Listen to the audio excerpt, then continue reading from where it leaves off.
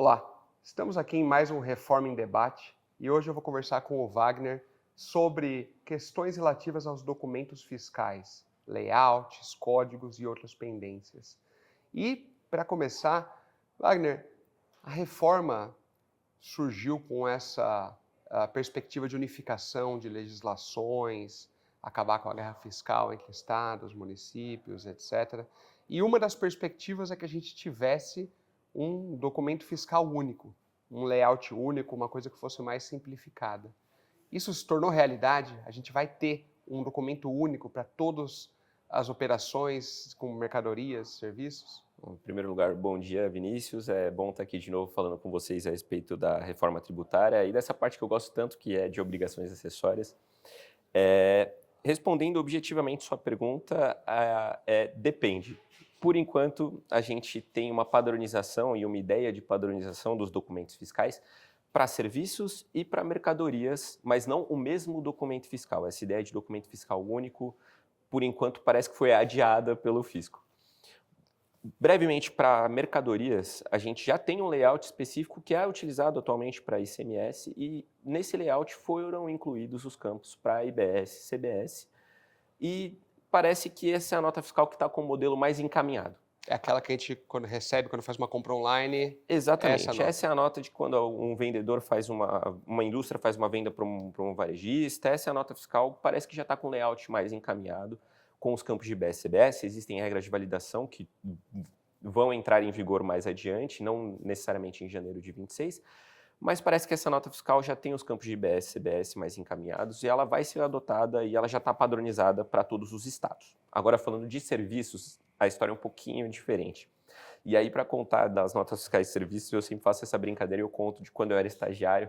Teve uma vez que o meu chefe pediu para eu emitir uma nota fiscal de serviço, ligar para um município para entender como é que emitia essa nota fiscal de serviço. E aí eu liguei para esse município, era uma sexta-feira, por volta de 11 horas da manhã, e aí a atendente me falou assim: ô doutor, pô, você ligou 11 horas da manhã numa sexta-feira, já está perto da hora do almoço, não tem como ligar na segunda-feira que a gente emite essa nota fiscal para você? E essa breve história é para contar o quê? Hoje, cada município emite a nota fiscal do jeito que bem entender. Não tem uma padronização nacional. Obviamente, isso é um caos, como eu disse, às vezes você tem que pedir para o estagiário ligar para o município, ligar para um monte de lugar para tentar saber como é que ele emite essa nota. Essa confusão gerou um pleito dos contribuintes, que já era antigo, para a criação de uma nota fiscal nacional de serviços, um modelo único. Antes da reforma tributária já havia esse pleito, já tinha a criação de uma lei complementar, mas não tinha ido muito para frente, não tinha muito engajamento dos municípios, e com a reforma tributária esse modelo foi retomado com mais força, e foram criados novos campos de IBS e CBS nessa nota fiscal do modelo nacional. Mas aí você me pergunta, pô, como que o município vai adotar isso se ninguém queria adotar? Por que agora eles vão adotar?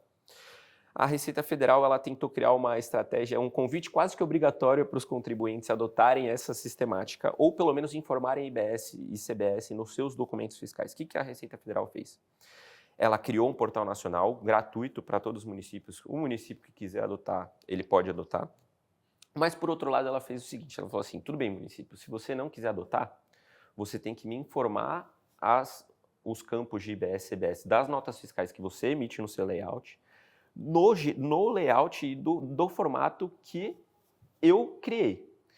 Se você não fizer isso, não tem problema, mas eu paro de te fazer os repasses de receita anual. Então, basicamente, é um convite obrigatório ao município. Se você Sim. quiser continuar recebendo os repasses da União, me informa os campos de IBS e Ou CBS. seja, se não adotar o modelo nacional, então pelo menos vai ter que ter um mecanismo para transmitir as informações para a Receita Federal. Exato. Então, os municípios que não se adequarem a esse layout, eles vão ter que criar um layout próprio com IBS e CBS também. Então, o ideal, a gente sempre orienta os contribuintes, os nossos clientes a fazerem isso, olhe os municípios que você tem operação, veja o que eles estão falando para vocês. A Receita Federal soltou um comunicado recentemente falando que os municípios que cobrem mais ou menos 70% da população já fizeram a manifestação falando que vão usar ou o layout nacional ou vão adaptar o seu layout.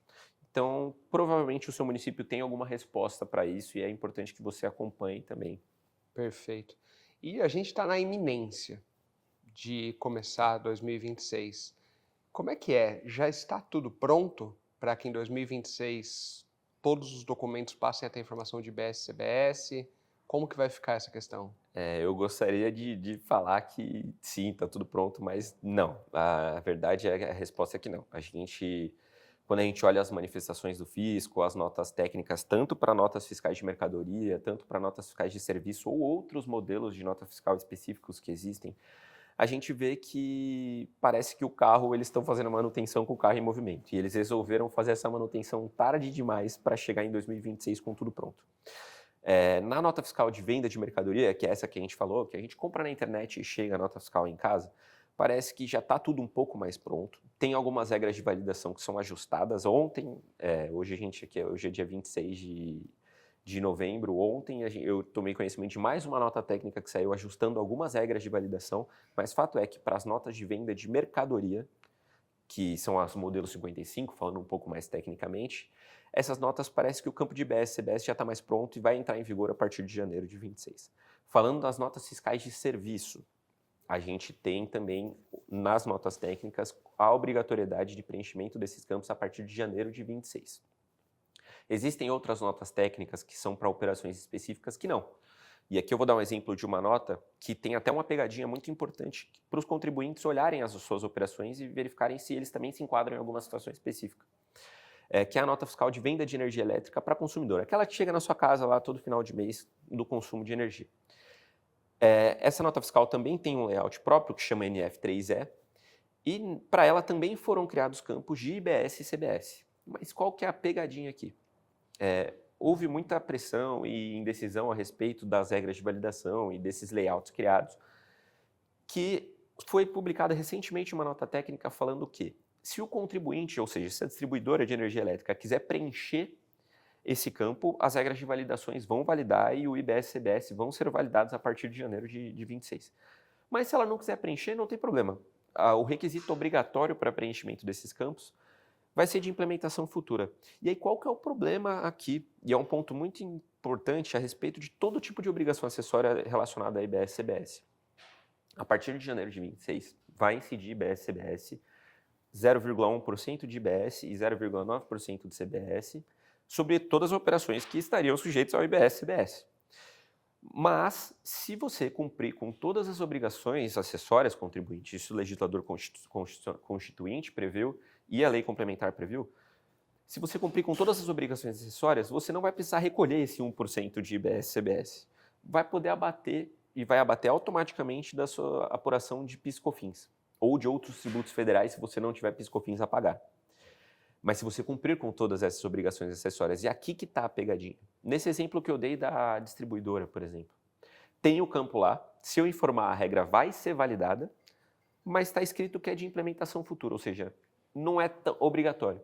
Será que se eu não informar o IBS e a CBS, eu vou ser obrigado a recolher apartado esse 1%?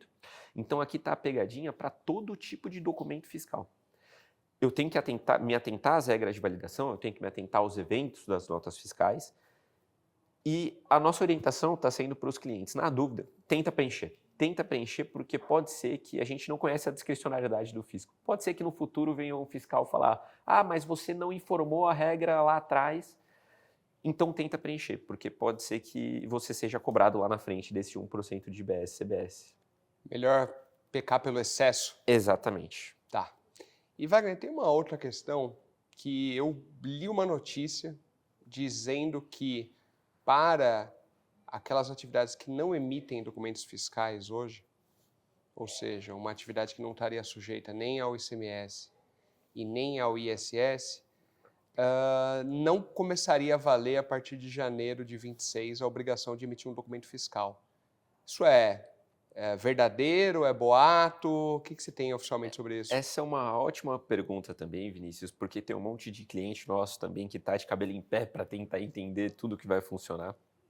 E a resposta é, oficialmente não temos nenhuma manifestação do fisco falando que essa informação é verdadeira. Mas a gente tem alguns indícios de que essa informação é verdadeira. O próprio indício que eu mencionei da nota fiscal de distribuição de energia, falando que vai ser de implementação futura, pode ser um indicativo. Tem outro indicativo, que são as operações de locação de bens móveis e bens imóveis. Hoje em dia não tem nenhum tipo de documento fiscal que acoberta esse tipo de operação. Foi criada e foi publicada uma nota técnica recentemente também, falando que a nota fiscal de serviço, a nota fiscal nacional de serviço, que eu acabei de mencionar, vai ser utilizada para embasar essas operações. Mas essa nota técnica foi publicada com uma informação expressa. Não será implementado a partir de janeiro de 26.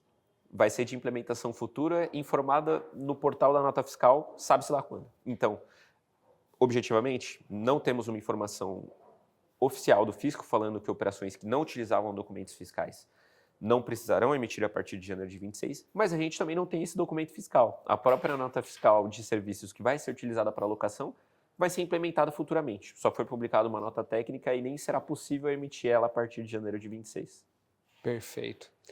Wagner, a gente vai quebrar esse vídeo aqui em 2 partes, então logo logo a gente volta com a parte 2. Obrigado. Obrigado.